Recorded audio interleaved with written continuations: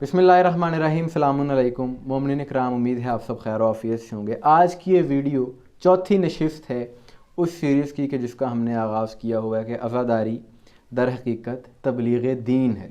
और अज़ादारी सैयदुश्शुहदा किस तरह से लोगों के ज़हनों को बेदार कर रही है, लोगों की ज़िंदगियों पर असरअंदाज हो रही है। अहले बैत की मोहब्बत इनके दिलों में बढ़ रही है और अहले बैत की मोहब्बत उनके ईमान का हिस्सा बन रही है।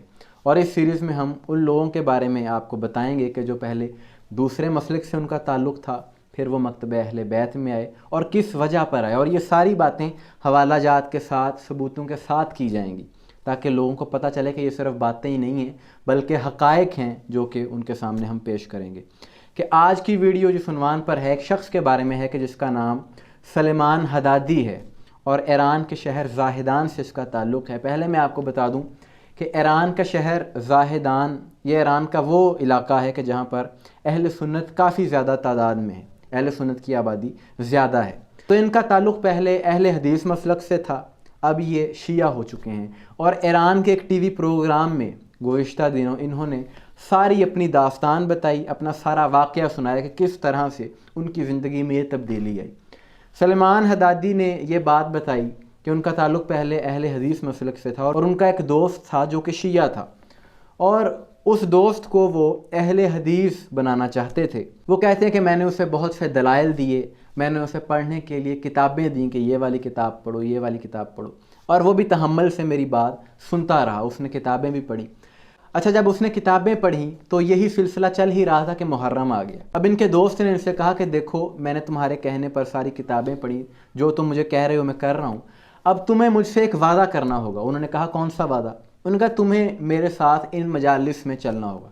वो कहते हैं क्योंकि वो भी मेरी बात मान रहा था तो मैंने उससे वादा कर लिया, लेकिन मैं जाना नहीं चाह रहा था उन मजालिस में। उनका कहना क्योंकि हमारे यहाँ कहा जाता है कि शियों की मजलिस में नहीं जाना चाहिए और इनकी मजालिस में जाना हराम है, लिहाजा मेरे जहन में सब वही चल रहा था। वो कहते हैं लेकिन क्योंकि मैं वादा कर चुका था, पहले मैं बहाने करता रहा, लेकिन जिस दिन 9 मुहर्रम थी उस दिन मुझे फिर मजबूरन जाना पड़ा। वो कहते हैं कि मैंने अपना वही लिबास पहना हुआ था जो कि अक्सर हमारे पहना जाता है। उसने कहा कि सर पर मेरे लाल रुमाल था और हाथ में तस्बीह थी और मैं वहाँ बैठकर अल्लाह से माफ़ी मांग रहा था कि मैं ये किस जगह पर आ गया हूँ, पता नहीं अल्लाह मुझसे नाराज़ हो जाएगा, पता नहीं मुझे यहाँ पर आना चाहिए था कि नहीं आना चाहिए था। तो इसी दौरान जो ज़ाकिर था, जो पढ़ने वाला था, उसने कहा ऐ लोगों, क्या तुम में से कोई है कि जो अल्लाह के दीन के लिए, अल्लाह के लिए अपना सब कुछ कुर्बान कर दे, यानी ख़ुद भी कुर्बान हो जाए, अपने ख़ानदान को भी कुर्बान कर दे और यहाँ तक कि उसकी बेटी को तमाचे लगें, लेकिन वो अल्लाह की रज़ा के लिए सब्र करे। ज़ाकिर ने कहा कि हम में से ऐसा कोई नहीं कर सकता, लेकिन हुसैन इब्ने अली ने ये काम किया। वो कहता है ये मैंने सुनना था, मेरी कैफियत बदल गई और मैंने गिरिया करना शुरू कर दिया और मैंने सोचा कि आज तक हमें ये चीज़ें तो बताई ही नहीं, हमें तो इन चीज़ों का इल्म ही नहीं है। वो कहता है कि उस मजलिस के बाद मेरा जहन बदलना शुरू हुआ, मैंने तहकीक की और तहकीक करते करते मैं इस नतीजे पर पहुंचा कि मैंने शिया मसलक इख्तियार करना है। वो कहता है कि जब मेरे बाप को इस बात का पता चला कि मैं शिया हो गया हूँ तो वो बहुत गुस्से में आ गया। वो एक अमीर इंसान था, कहता है मैं उसी के घर में रहता था, मेरे पास गाड़ी भी उसी की थी। तो उसने मुझसे कहा कि या तो तुम शिया मसलक छोड़ो या फिर इस घर से निकल जाओ, तुम्हारी गाड़ी भी मैं ले लूँगा और तुम्हारा घर भी मैं ले लूँगा। उसने जवाब दिया कि मैं अपना फ़ैसला कर चुका हूँ, मैं अब शिया ही रहूँगा, मैं यहाँ से जा रहा हूँ। वो कहता है जब ये बात मेरे कुछ रिश्तेदारों को पता चली तो वो गुस्से में आ गए और मेरे वालिद के साथ मिलकर उन्होंने मुझ पर हमला किया, मुझे मारना चाहा और एक रॉड से मेरे सर पर हमला किया। मेरी बीवी के जो उस वक्त प्रेग्नेंट थी वो मुझे बचाने के लिए आई, उसको भी उन्होंने मारा, जिसके नतीजे में इनका बच्चा भी ज़ाया हो गया। वो कहता है कि हम दोनों इस हालत में वहाँ से चले गए, हमारे पास रहने के लिए कोई जगह नहीं थी, तो हम 70 दिन तक मस्जिद जमकरान में रहे। एक कालीन पर हम सोते थे और वहीं हम रहते थे क्योंकि इनके पास कोई नौकरी वगैरह नहीं थी। एक अरसा गुजरने के बाद इसकी नौकरी का इंतज़ाम हुआ, इन्हें रिहाइश मिल गई और ये फिर अलहदा रहने लगे। वो कहता है क्योंकि मेरी बीवी का हमल ज़ाया हो गया था तो डॉक्टर ने यह कहा था कि अब आपके यहाँ औलाद नहीं हो सकती। वो कहता है जब कुछ हालात बेहतर हुए तो मैंने अल्लाह से दुआ की कि या अल्लाह, मैं अहले बैत के दर पर आया हूँ, ये सारी मुसीबतें मैंने अहले बैत के लिए, अहले बैत को मानने के लिए सही हैं, उठाई हैं, तो तू मुझे औलाद की नेमत से नवाज। वो कहता है कि अहले बैत के वसीले से मैंने दुआ की, अल्लाह ने दुआ मुस्तजाब की, अल्लाह ने औलाद से नवाजा और उनके यहाँ एक बेटी पैदा हुई जिसका नाम उन्होंने फ़ातिमा रखा, जनाब सैयदा की निस्बत से। ये बात भी उन्होंने टीवी प्रोग्राम पे कही और आज वो अल्हम्दुलिल्लाह एक खुशहाल ज़िंदगी गुजार रहे हैं। तो ये टीवी प्रोग्राम में एक वाक़या था जो उन्होंने अपनी ज़िंदगी का शेयर किया। मैंने सोचा सारी दुनिया तक ये बात पहुँचानी चाहिए। आप ज़रा इस बात पर गौर करें कि आज के इस दौर में भी अहले बैत के मानने वालों को कितनी मुश्किलात का सामना करना पड़ता है। ये तो एक वाक़या है, न जाने पूरी दुनिया में कितने ही ऐसे वाक़यात हैं। हमारे पंजाब में और सिंध में भी ऐसा होता है कि अगर कोई शिया हो जाए तो उसका बाइकआउट कर दिया जाता है। ऐसा क्यों होता है?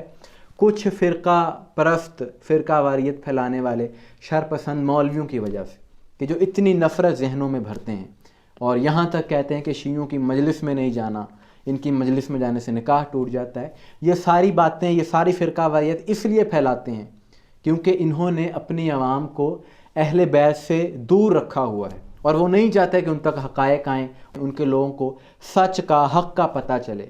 लेकिन जब अहले बैत का ज़िक्र लोग सुनते हैं, अहले बैत के बारे में जानते हैं, तो उनका जहन बदलता है। वो ये बात सोचने पर मजबूर हो जाते हैं कि आखिर क्या वजह है कि हमारे मौलवियों ने हमें इतना ला इल्म और बेखबर रखा। और बेखबर क्यों रखते हैं? ताकि कहीं लोगों को पता ना चल जाए कि अहले बैत कौन है, इमाम हुसैन अलैहिस्सलाम की कुर्बानी क्या है, करबला क्या है, इस सब के बारे में लोगों को पता न चल जाए, इसलिए ये चीज़ें नहीं बताई जाती। और जैसा कि इस सलमान हदादी ने भी बता दिया कि मुझे आज से पहले पता ही नहीं था कि करबला में क्या हुआ, और वो कहता है कि मैं तो तौबा कर रहा था वहाँ पर बैठ के, अल्लाह से माफ़ी मांग रहा था कि मैं यहाँ पर क्यों आया हूँ। और क्यों तौबा कर रहा था? क्योंकि उन मौलवियों ने उसके जहन में एक गलत बात फीड कर दी थी, उसकी वजह से ये सब कुछ वो कर रहा था। लेकिन आप ज़रा इन मौलवियों का तासुब देखें कि शिया मसलक की दुश्मनी में इन्होंने अहले बैत का ज़िक्र छोड़ दिया है। उन हस्तियों का ज़िक्र ये लोग नहीं करते जिनके बारे में रसूल अल्लाह ने फरमाया हो, अल हसन वल हुसैन सैयद शबाबुल अहल जन्नह, जो जवानान जन्नत के सरदार हैं, जिनके बारे में रसूल अल्लाह ने फरमाया अल हुसैन मिन्नी व अना मिनल हुसैन, हुसैन मुझसे हैं, मैं हुसैन से हूँ। इनकी अपनी किताबों में ये सारी चीज़ें लिखी हुई हैं, फिर भी इसलिए बयान नहीं करते क्योंकि इन हस्तियों का जिक्र शिया करते हैं, इसलिए शिया दुश्मनी की वजह से ये लोग इस जिक्र से दूर हैं। लेकिन जब लोगों तक हक़ाइक़ पहुँचते हैं तो जिसके दिल में ईमान होता है उसका दिल रोशन हो जाता है। ये फ़िरका वारियत फैलाने वाले मौलवी जो नफ़रत फैलाते हैं, ये चाहे जितनी मर्ज़ी कोशिश कर लें, जितना मर्ज़ी रोक लें, जिसने अहले बैत के दर पर आना है, जिसने हक़ पर आना है, उसने आकर ही रहना है, उसे दुनिया की कोई ताकत रोक नहीं सकती। گفتم بهش شما سر راه میگیرید مثل اجدادتون. شما هم سر راه میگیرید مثل اجدادتون. شما هم سر راه میگیرید. میگه دیدم پدرم گفت از راه بر نمیگردی، گفتم نه. بعد چیکار کرد سالو؟ از خدمت شما با چوب تو سر من افتادم. آپ کی اس بارے میں کیا رائے ہے؟ کمنٹس میں ضرور بتائیے گا، دعا میں یاد رکھیے گا۔ السلام علیکم ورحمۃ اللہ۔